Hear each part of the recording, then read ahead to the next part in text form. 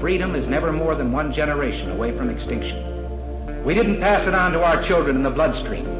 The only way they can inherit the freedom we have known is if we fight for it, protect it, defend it, and then hand it to them with the well-taught lessons of how they in their lifetime must do the same. And if you and I don't do this, then you and I may well spend our sunset years telling our children and our children's children what it once was like in America when men were free.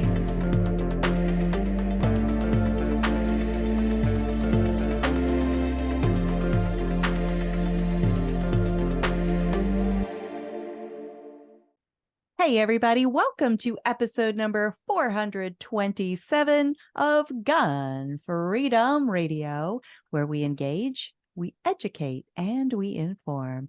We are brought to you by azfirearmsauctions.com, where you set the price on guns, ammo, and accessories. I am one of your hosts, Cheryl Todd. And I'm the other guy, Dan Todd. Our theme today is 6 Habits and Sovereign Ammo, and our guest is Laura DiBenedetto. Laura is the author of the #1 best-selling book, The 6 Habits. She is a TEDx speaker and happiness and business coach. She is a speaker, a freedom fighter, and is a co-owner of Sovereign Ammo. Welcome to the show, Miss Laura. Thank you so much for having me with you today. Absolutely. So, you help people manufacture delight through 6 habits, according to your book. Is that right? Am I saying that right? Sure. There's no right way to say it. If you're basically looking to improve your overall well-being, your overall outlook on life, increase your personal sovereignty, my book will definitely help you to do those things because it sheds light on how you can think differently. When you think differently, you live differently. That's so true. And, you know, you have you're the happiness coach. I mean, does that put a extra strain on you that you better be having a good day every day? It's a reasonable question. It really is. No, because I think it's a fallacy to think that any person can be happy all the time. You can't. I mean, it's reasonable to aim for 80%, 90%, 95%, but anything like more than that is just plastic. And I'm not interested in living a plastic life. I understand the Barbie movie just came out. I will not be watching it. It is too woke for me. But it is just something where nobody wants to be plastic. And it's not about facing, life with this toxic outlook of nothing but happiness all the time and good vibes only. That's not real. Life is filled with sadness and heartache and tragedy and challenge, and it's how you approach it. And sometimes happiness can be stillness in the difficulties. Sometimes happiness can be knowing that you're going to get through something hard. Okay. Happiness, I use the word because it meets people where they are, but I actually really am beginning to resent the word because happiness is such a glib concept that really overly simplifies the beauty of the breadth of human expression. And ultimately, it's supposed to be something where it's healthy and it's positive as much as it can be, but not all the time. Wow, that was really well said. And I think rather than just like the emotion of being happy, like you're talking about an overall state of, I believe one of your words is gratitude in the book, right? You're just grateful. Yeah, gratitude. That you can't, like, I have a plaque on the wall at home. There's always, always, always, always something to be grateful for. Oh, indeed. It's not just gratitude, but it's also your general perspective. It's your ability to live your life in a comfortable place, a confident place, from a place of power. And, so we talked about how sometimes life can be hard and you can have challenges and tragedies. How do you get through those moments? That's the power that I wish to give to people. And that's what the book gives to people, is the ability to not just have this plastic, stupid grin on your face all the time, but like genuine contentment to the base of your soul. And sometimes a knowing when you're going through something hard that this too shall pass and I will be all right. Amen to that. Well, and so we can see over your shoulder your book. Do you have one closer up to show us? Ta-da! There it is. Conveniently located. The 6 habits. I love it. And Yes. so you are such an accomplished person, Thank you. and you're welcome. I mean, being a TEDx speaker, that must have been, so which came first? I forget, the book or the TEDx? The book and the TEDx were kind of coming together at the same time, actually. I had a burning desire to get the message of possibility and hope out there through any channel I could. So I was invited to give the TEDx talk before my book was published. And this was all during the craziness of COVID. So my TED Talk was actually in front of a collection of lizards, not humans. So some of the shine was taken off, I admit, but it's still an honor no matter what. Absolutely. And it lives on, which I think is wonderful. Are you looking it up? I have to look. I have to do something here Why for the business lizards? for here. What are you doing? Go ahead, and I'm going to calculate sometimes. There are no lizards available for you to see in the TEDx. Sorry if I. Well, Laura, I want to tell you that I've been married for 14,250 days, and not every day was total happiness, but we did find ways to. Well, I'm glad that lizards made you think to add up how many days we've been married. Huh. But that's great, babe. Are you thinking your wife's a reptilian? What's going on I'm here? not sure. I'm thinking that not we will every. unpack that later. I assure you. I'm thinking that not every single day was not. You're right. yummy. I mean, we all have challenges. Right. And how to wonderful, happy life, and that's exactly what Laura was saying. Yeah. And so something else I wanted to tap into, and this is sort of a bridge question, a segue question, is in the firearms community, right, which you are now a member of through your Sovereign Ammo. We hear this phrase about, to get better at what you're doing, sometimes you need to slow down to speed up. Like if you want to be a quick draw, you're not a successful quick draw on day one, right? You got to slow down, find the individual pieces, and then put them together to speed up. So in your experience as a happiness coach, you use a similar phrase. Talk to us about the idea of slowing down in order to hurry up, because we're always in a hurry, all of us. That's true. The phrase I use is slow down to hurry up. And we need to slow down in general because the demands of our current world are insane and they're not healthy. First of all. Second of all, when you hurry, there's no such thing as quality. Quality is built through consistency, through precision, through slow, deliberate movement or practice. And this is the same as the firearms community. This is the same thing with the well-being and, mental health community. Like every aspect of your life will always be better served if you slow down. So I am known to be a quick speaker and a motor mouth, but you know what's better? When I speak slower, because my words are more measured. They're more carefully chosen.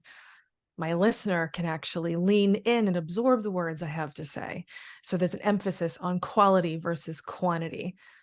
So if you're looking to be a better shot, slow down to hurry up. You will get better and focus on precision and accuracy in your technique and your form. And if you're looking to be happier or a better business leader, as I have become, you need to take a lot of stock in what you're doing, where you need to improve, and then diligently apply yourself in a deliberate way. And deliberate and quick are not the same.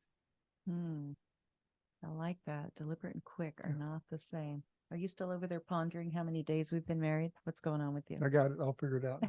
You got it all figured out. I want to listen and absorb because I need to absorb because slow down. I'm way too fast. I love it. And I need to slow down. It's true.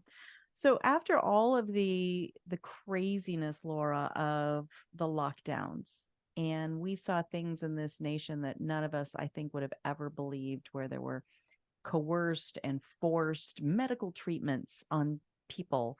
We weren't allowed to come out of our homes. We weren't allowed to see each other's whole faces and interact like we had our entire lives previously. Because of that, through 2020, and still some places you'll see that, people have started, I think, gravitating towards the idea of being a sovereign individual, a sovereign person. And are we still a sovereign nation, or are we part of this big globalized something out there? How does that tie in, or does it tie in to your choice of naming your ammo company Sovereign Ammo?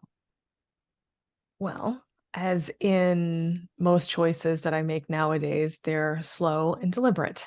And the name Sovereign Ammo is very deliberate.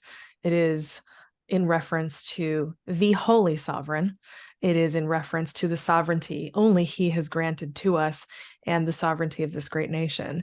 So I was struggling to not react to what you just said. We were not allowed to do this. By whom? You Exactly. don't get to tell me what I can and can't do. God may do that, and I consent to being governed. And when I disagree with rules that make no sense, I will not comply. No one else should comply either. Does it mean anarchy? No, not what I'm saying.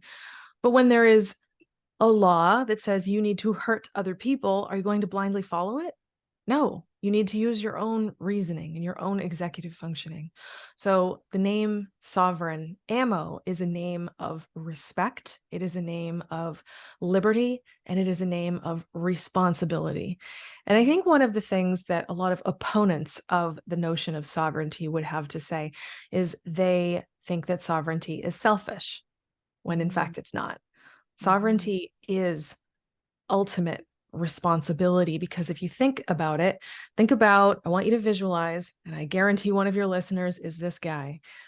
Picture the guy who's got a wife, he's got 4 kids, lives on the side of a mountain. Mama stays home, raising the kids, and he goes to work. He's got to go kill dinner. He's got to bring home the bacon. Okay? This man is sovereign. He provides for his family. He is responsible. He is free to be accountable to his choices. He is free to enjoy the benefits of his choices, but he is ultimately responsible. And that's the thing with the firearms community. You pull that trigger when you're not supposed to, oh, you're free to do it. You are. You will be free to face the consequences too. That's what sovereignty is. It is the understanding and the notion of all of the responsibility that goes with that freedom. It is the opposite of selfish. So it's a huge reason why we chose this name, and to put it with an ammunition company and everything. You know, some people have mistakenly thought, oh, you're killing people. Yeah, we're really not. But thanks for playing, Becky. That's not what we're doing here. What we are doing is working with people who believe in sovereignty and taking care of themselves, being accountable to themselves and to other people, and providing for their family, for their community, for providing safety and protection for the people that they love. The people who buy our ammo are part of the sovereignty movement, and the people who love their families and love their communities and would defend their neighbor if something went sideways. I love our customers. I'm so proud of who they are as people, and people are attracted to us not because we sell pew-pews. Anybody can do that. They're attracted to us because of who we are and what we believe and what we stand for. That's so well said. And, you know, we had a gun shop for probably 20 years, 18, 20 years. And the whole reason that we are doing this now, and the whole reason that I am basically a full-time volunteer Second Amendment advocate, is because when we were about 2 years old as a business, and then we got a new president, President Obama, and he would use his pulpit as from the highest office in the land to demonize people who valued their rights, their Second Amendment rights, people who owned guns, and God forbid if you sold them, right? We were the purveyors of death. And it would have people that had known me for years start to react differently to me, because on the news every night, they were being fed this over and over and over again. And so just as you said, the Beckys out there who can't really think for themselves for whatever reason, I wanted to tell my own story. And so we started this, it was a radio show at the time, it's a podcast now. And it has made a difference to speak for myself, for us to speak for ourselves. But it's such a weird thing to say that, people would say you are supplying the freedom seeds, right, for lack of a better word, for our tools of self-defense, so that we can go practice at the range and get more proficient and safer, because we're more proficient, right? And we're going to use those only upon the threat of death. If somebody is threatening us, we're going to use those towards another human being. So to twist that the way that people have. Well, we were even when we first opened the business, we were embarrassed. In a way, we said, what do you guys do for a living? Well, we have an auction house and a gun shop. And it was like, it took us a while to realize, no, we have a gun shop and we're for freedom. And, but it took some time for us, because the way the public was looking at firearms and your Second Amendment rights as evil. And so it took us a while. And I'm so glad we changed.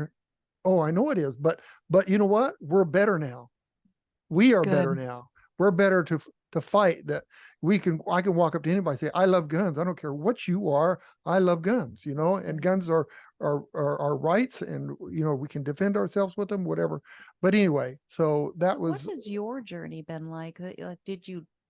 Were there people in your life that when you made this decision to own an ammo company were like, I don't know that I can be your friend anymore? Or did they come along your journey with you?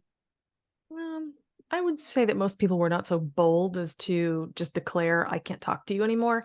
Some people just faded away. Other people asked me why.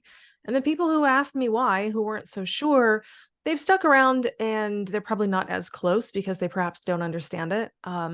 What's interesting is I have always been the same person. I haven't changed. Elon Musk actually posted this very interesting thing where it's like this little line, and in the middle, it's like the middle of the political spectrum. Then there's the left and the right, and like my fellow liberal, right? And I used to identify more on the left, but then the left went way the hell down the field. Meanwhile, the center has moved, and now I'm a right-wing conservative conspiracy theorist. Meanwhile, I haven't moved. You've been the same. Like, I've had someone say to me, oh, you've changed. No, I haven't. I've always been myself, and I've always believed in sovereignty. I haven't perhaps articulated it in this particular way, but I also didn't feel unsafe prior to COVID and living on an island with looting and violence and threats of medical procedures being done to me that I don't want and don't need. So, I think I've faced a lot of interesting things. I remember being very afraid to say some of my beliefs, and I was hiding because I was afraid, oh no, people won't like me. And now I'm thinking, oh, good. People won't like me. How wonderful, because I don't like them either. And this is such an amazing shortcut because they can opt out and I don't have to filter and censor myself. And it's easier to just be me. And the more me I am, the more I attract people who like me for being me. And I welcome and love them for being them. And, it's crazy. Like, I still have every desire in the world to be friends with everybody of all political persuasion. I haven't changed in that regard. Like, you and I can have very different ideas on something because I'm an explorer of ideas. I am like the spelunker. I like to go to the very bottom of a subject and really get into the juicy bits of it. Most people don't want to do that. My husband calls them muffin toppers. Oh, that guy's a muffin topper. That's what he says. When they just want to take like the headlines and form an opinion. I don't do that. And I think that's why I've built up such a good following online, is because a lot of people are really gravitating toward a more chewy perspective on things versus just another clickbaity headline that, guns are bad. Oh, this is bad. You won't believe this, that so-and-so said, blah, blah, blah. It's just, people are sick of hyperbole. People are sick of being lied to. People are sick of labels. I am sick of pronouns. I am sick of the whole darn thing. Stop labeling, start living, start listening, start exploring, like use the gray squishy stuff between your ears and form your own cognitive thoughts on things. You can. We certainly weren't taught to do it in school, but you can follow along with my content or folks like me who love chewy ideas, and you can really learn. I agree with you. And I like 100%. to pick things apart as well and like really figure out, well, what pieces of that do I agree with and why? Right? I might challenge my own self into changing my position on something if I really look at it and tear Oh, it you don't apart. change your mind. No, I've been trying to change your mind for a long time. You can't. That's totally different thing. Totally different thing. Well, yeah, it will never, ever, ever come from your spouse. I ask my husband, hubby, please do X, Y, and Z. The answer is an automatic no. If anyone else on planet Earth asks him to do it, it's a maybe, but with me, it's a no. That's married life. That is what a man is supposed to do. Okay. And he You're supposed does to it say well. no. Right. Good. And you say no. And then, but there's danger in that. Okay. Because we raised a daughter. Yeah. And my daughter's in her 30s now, and she's like me. So the first thing is no. And she works with us. So tell your husband that's a bad thing. But well, we taught her to I have, but his answer is no. So no. There's that. Actually, you know what's a real toxic trait you men have? Honey, I can't find it. It's right there. Honey, I can't find it. It's right there. I can't find it. Did you move anything aside? Oh, there it is. Oh, it's right there. you know what she does? Welcome. She changed the drawers No. on the kitchen No. for the knives and forks. She No. changes it like once a week. No. It's been the same drawer for 20 years, babe. It's just you can't find it. Okay. But I enjoy marital conspiracy theories. Have fun. Exactly. I think she does it when I'm sleeping. She'll go in there and change the drawer. So maybe. Does she also make your clothes fit tighter every night too? Yes. That's it. How did That's you what know? he does I to was me, talking I about my shirt today. What'd you do to my shirt? Right. You're doing it. Well, we taught our daughter to question authority. And the problem is that, oh, shoot, she's questioning us. But, that's still good. That's still good. You know what? The way you said it almost a little bit like Cartman from South Park. Yes. Yes, I think she was trying to. Yes. Don't question my authority. Yeah. Exactly. If you can throw humor onto it, then it's a little less frustrating when it happens to you. But, I irritated my parents. My dad has no hair and my mom is totally silver and it's all my fault. That's fantastic. Oh my goodness, this is fun. I'm really enjoying this conversation. And when I first became aware of you was when you were interviewed on a DocuSeries called Firearms and Freedom. And I think you were the last interview after like a 7-day marathon or something like that. And I was really loving hearing your story and your journey, that you have a not traditional background in this firearms community like I don't. My degrees are in psychology. We've been business owners the whole time we've been married, which is 14,000 some days, I understand. And now. that's because of your psychology degree. Probably. And then here I find myself in this world that I honestly wouldn't have ever guessed. And so I was enjoying hearing that your journey was very non-traditional as well. How did you end up in that docuseries? I was part of that because apparently right place, right time. So it's probably the best way to put it, where I had known the right people. Sometimes you just get fortunate to be invited, and I was chatting with the filmmaker, and he's like, oh yeah, I'm working on this. Hello, Remember what I do for a living? Oh yeah, we need to Right. get you in this. Yep. Fun. Oh, that's right. So you hadn't known this docuseries producer before, or the I host? did, because I was involved with him for 2 other projects that he has yet to publish. One is about woke culture, and one is about happiness. So I'm not surprised that he went with something a little bit more chewy first. Very cool. And I mean, so that's contentious what, subjects pay the bills. yeah, no doubt, right? People, it's kind of that whole kind of a clickbait theory in a way. But when you say clickbait, usually that means you get there and Nothing's there. there's nothing Yeah. there. But, Right. you know, But actual magnetic content would probably be a better way to put it. Okay, so you had me curious. I did the math. I have been married for 2,220 days. 2000. okay, Yeah, it's pretty good. congratulations. And Thanks. It's no now that's in your 14,000, brain. but it's something. You know, the first 13,000 are a little rough, but it gets better. All right. Our- Just make sure you our grease the deal- gears and Our deal, the hardest time of our life was the 3rd year. yeah. Now it's I can't tell you anything easier than being married to you. Oh, Seriously. But Aw. because there's but cameras. the 3rd rolling. year was a hard year, but as it progressed, you know, Cheryl and I, we have an understanding that she does what she does, I do what I do.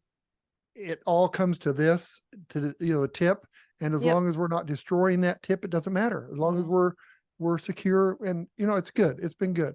So That's wonderful. but there's still challenges. I mean, obviously, like you said, you can't say, oh, everything's plastic. Yeah. We have challenges, but it's usually other issues, not us. Yeah. Well, your know. challenges should bring you closer together. I mean, It I've been does. with my husband for a total of 9 years, and my first marriage got worse every year.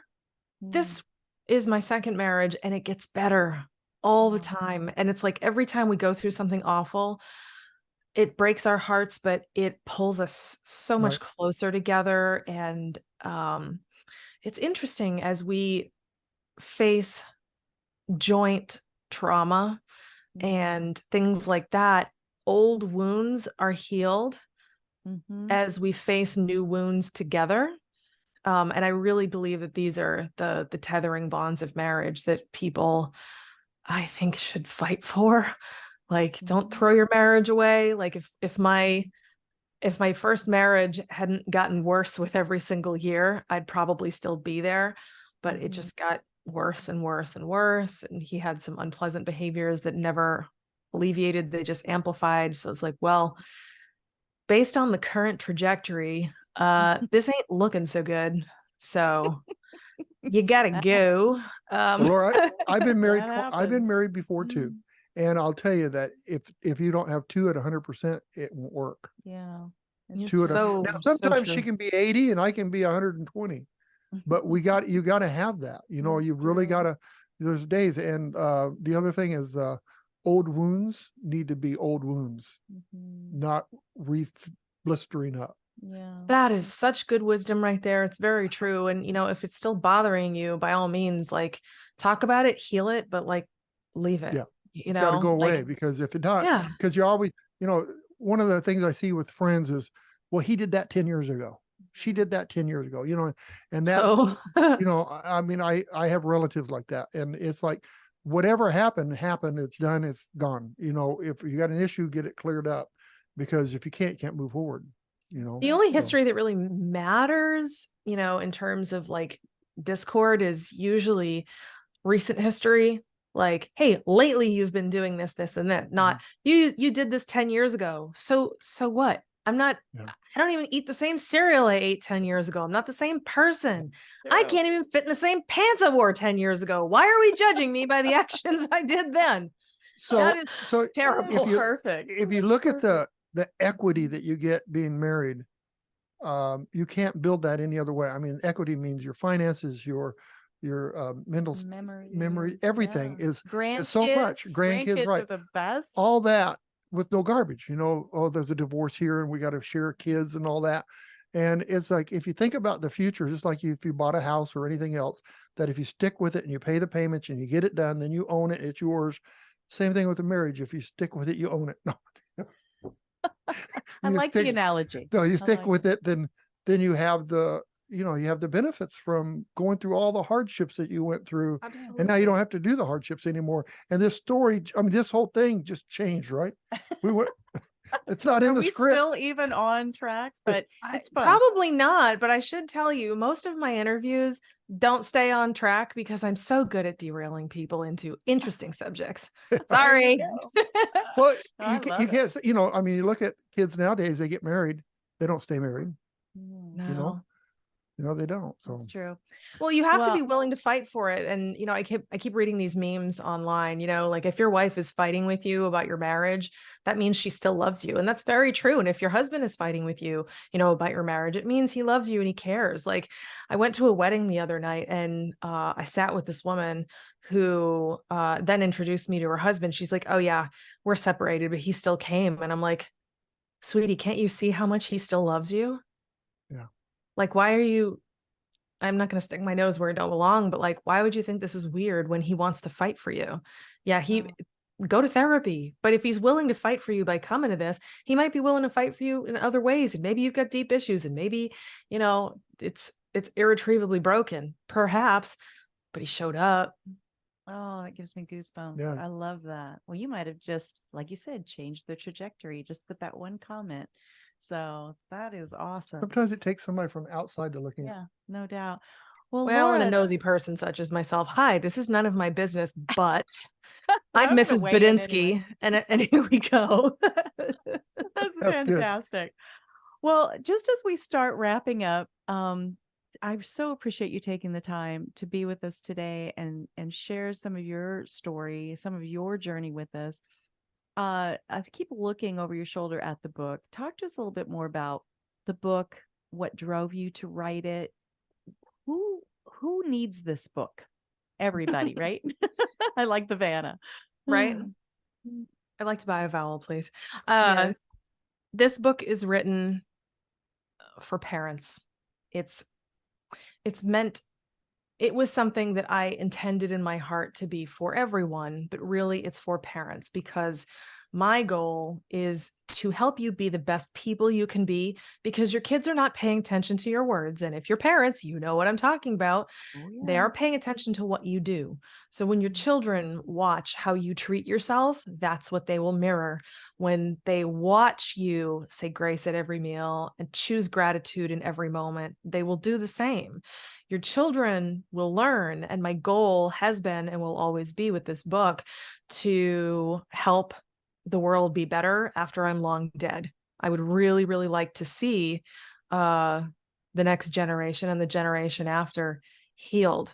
And there's tremendous damage going on with our young people right now, where they're susceptible to all kinds of terrible programming. They're not free thinking. They don't love themselves. They don't know who they are.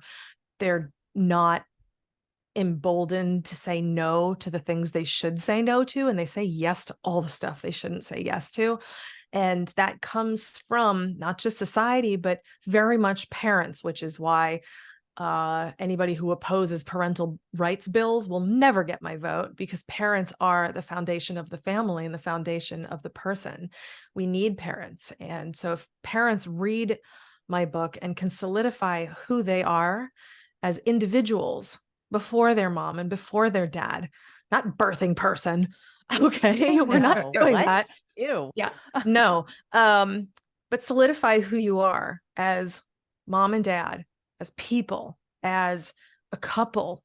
If you can do those things, your kids are watching, and hopefully your kids will never need to read my book because you've done the work to model the good behavior and the right stuff so they can learn by watching, not by listening, because kids don't do that.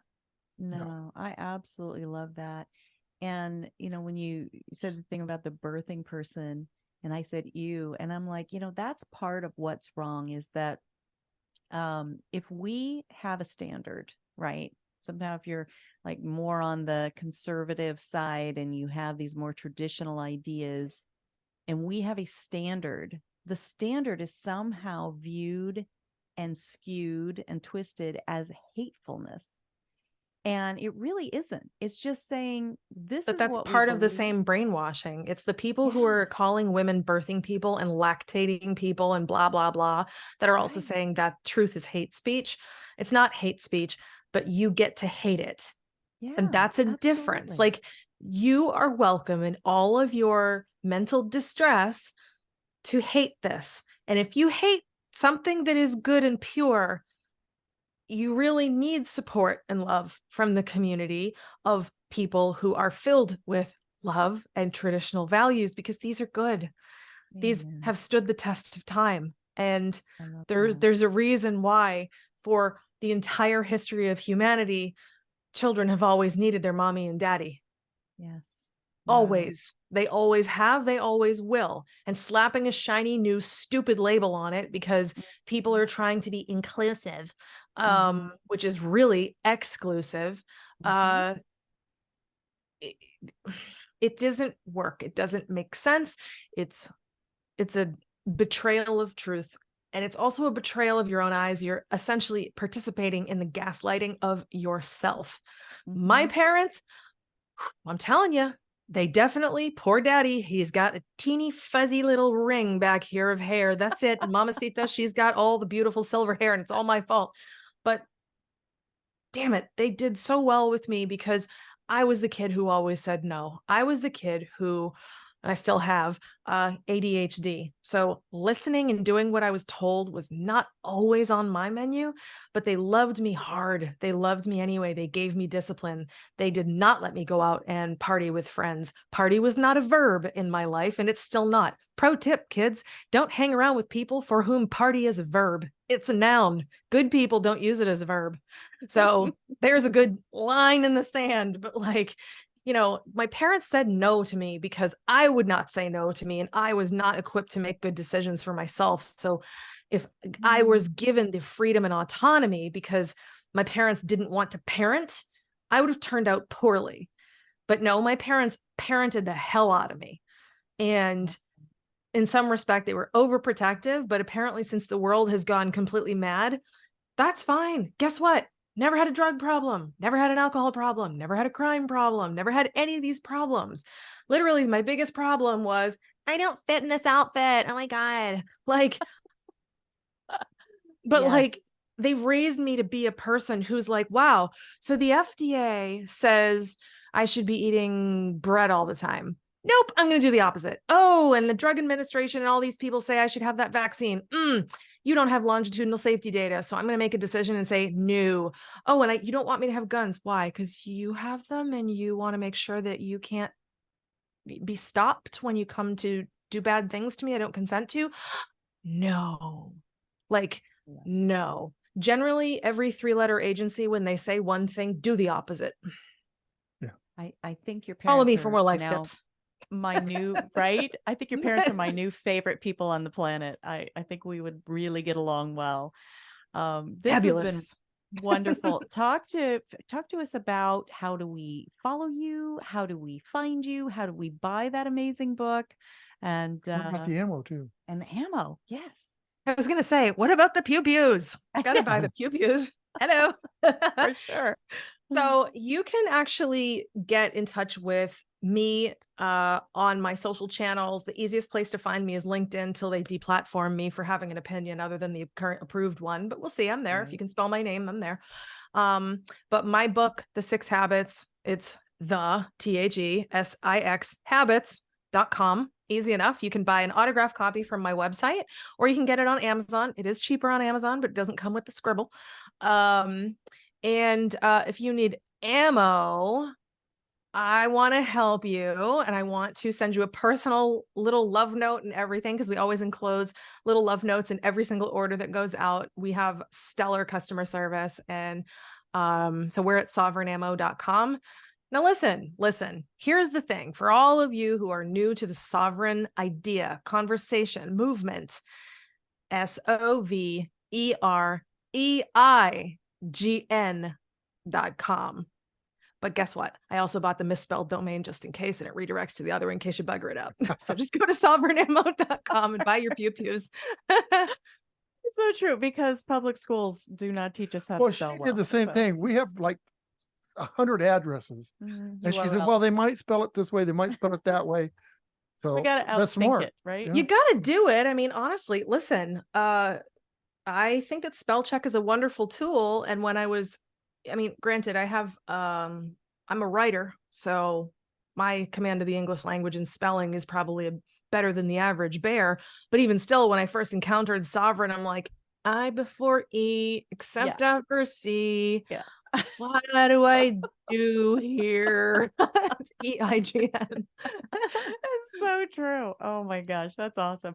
Laura, It's just so much better than the word paradigm, because that's one of the words that the mental health community abuses. So listen, guys, we need to enter into a new paradigm. If I hear that word one more time, I'm probably gonna have to bust out the ice pick. What is my word? What is my word that's spelt wrong? Oh gosh, what is it? Subtle. Subtle. He's like, there is no B in the word subtle. I'm like, unfortunately for you, there is. So No, there's not. Somebody messed up on that word. it's like it should be SUTTLE. How do you not feel even about the double word T's. February? Does that one bug you? Right? February bothers me. Yeah. Why it is there an does. R in there? Yeah, but subtle just drives me How nuts. about I don't even want to use Wednesday? that word. I have a trouble spelling Wednesday. Get it? Wednesday. Mine is, I look at the calendar and it says W. Do you know what word, after all these years, I cannot spell correctly unless I think about karate? It's the word separate. Oh, interesting. I have to literally, when I'm writing it out, I have to be like separate. Separate. Wow. Karate. It's funny how we I have like it. those quirks, because I have trouble with like certain words. It's true. And it is getting worse because spell checker makes us lazy. But anyway, we just had a master class on how to spell sovereign. So here we are. Exactly. I love it. That'll be your next TED talk. How to work. Nobody's going to come to that one. They're going to be like, she's boring. I don't like her. No, you would make it fun. You would make it fun. All right, Laura DiBenedetto, we value you so much. Thank you for spending all this time with us, and good luck with everything you've got going on, that sovereign ammo. I know there's people out there that they want that love note and the pew-pews. So they're going to be lining up for that. And do both. Thank you. I love it. Thank you so much. Bye-bye. Bye-bye. Fun. We went everywhere, didn't we? We did. What was it was supposed to be 6 habits and sovereign ammo, and we're talking about marriage. Yeah, you were the one that took it off the rails this time, which I kind of loved, because usually, you're very on topic, and I'm wanting to go down rabbit trails, but that was very fun. Yeah. And I kind of wish we would have spent more time talking about that transition that her and her husband took, living in the paradise of Hawaii, right? The paradise of Hawaii that is ruined because of politics. Yes. And they felt, trapped and coerced and all the things. And think about that, Hawaii, okay? 1883, when it was just a island. Mm-hmm. And then the government came in, and it wasn't a government. They had a king. Mm-hmm. And a government come in, and how those people thought, oh, I wish I could get off this island, and the changes that made. And now look at the changes that are made now. And I don't know, it's like you used to dream, let's go to Hawaii, but now you say, why? Mm-hmm. There's so many restrictions over there, and just why do you want to go, other than it's like going to California. California is beautiful. Mm-hmm. Well, who wants to go there anymore? Yeah, politics have just really changed the landscape and the level of being able to just enjoy what's there. Anyway, it all comes down to politics, doesn't it? It does. Thank you so much to our awesome guest, Laura DiBenedetto. Her really, that book, I have one in the works coming to me. I think I get the one with the scribble in it, as she said, the autograph version, but it didn't make it in time for our interview, unfortunately, but I'm looking forward to reading that. I think there's going to be some great nuggets in there for us at this age as grandparents, right? And then for our daughter as parent, as we navigate this crazy world that we're in. And I wanted to say thank you to Raymond and Leslie Funk, who are previous guests of ours, because they are the ones that connected us with Laura. And if you recall, Raymond and Leslie own the 3-Chord Marriage Training. So that was a great interview as well. Go look that one up. So thank you again to Laura. Thank you to all of our amazing listeners out there. Wherever there is internet, we have viewers and listeners because people are hungry for what our subject matter experts bring to this show. And then when you out there take these topics into your personal life or your dinner table, your carpools, that is amazing because that's when real change happens. Yeah, and it's like, it's a little slower, but it's truth. What the stories that these people tell you, some of them may take a little long time to grasp it all, but it's truth. Instead of watching the news and hearing all the crap, the quick soundbite candy for your ears, that turns to nothing. Yeah, no doubt. So if you want to watch this video again or any of our videos, please go to YouTube, as long as we don't get kicked off for talking about who knows what. We didn't say anything about election. Oh no. Elections. No, that's where the only dings we've got against us is talking. I was talking about electricity. YouTube. Yeah. Elections. Like, why is that something to get kicked off the air about? That's a conundrum right there all by itself. No, but you can talk about half-naked women and these rude songs that are out there, and that's okay. But you can't talk about stuff that we talk about here. So anyway, go to YouTube or Gunstreamer, and when you go to those platforms, please click the on-demand tab. Click the subscribe and the notifications button, because that tells those platforms that you value what we're talking about on this show, and will give us a little bit of a hedge against being canceled, which is sort of all the rage these days. And if you want to listen to the audio only version, go to our website, GunFreedomRadio.com, click the on demand tab, and binge listen to your heart content, darling. And if you want to see the photos and bios and links to all of our guests, including Laura and her book, The Six Habits, click the guest tab. It is a ever-growing database, and when you spend time there, we don't hate that. I also want to say real quickly before we take off that we have been promoting mypatriothousehold.com/GFR for Gun Freedom Radio. Please be sure to check that out because you are supporting. You can buy all the same stuff you buy in the big box stores, right? Your laundry soap, your shampoo, all of that stuff. But you will do it supporting American jobs on American soil.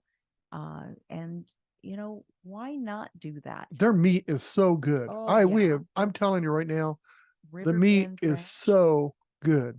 And I said that wrong. It is patriothousehold.com/GFR. Can they see that on our website? We are working on it.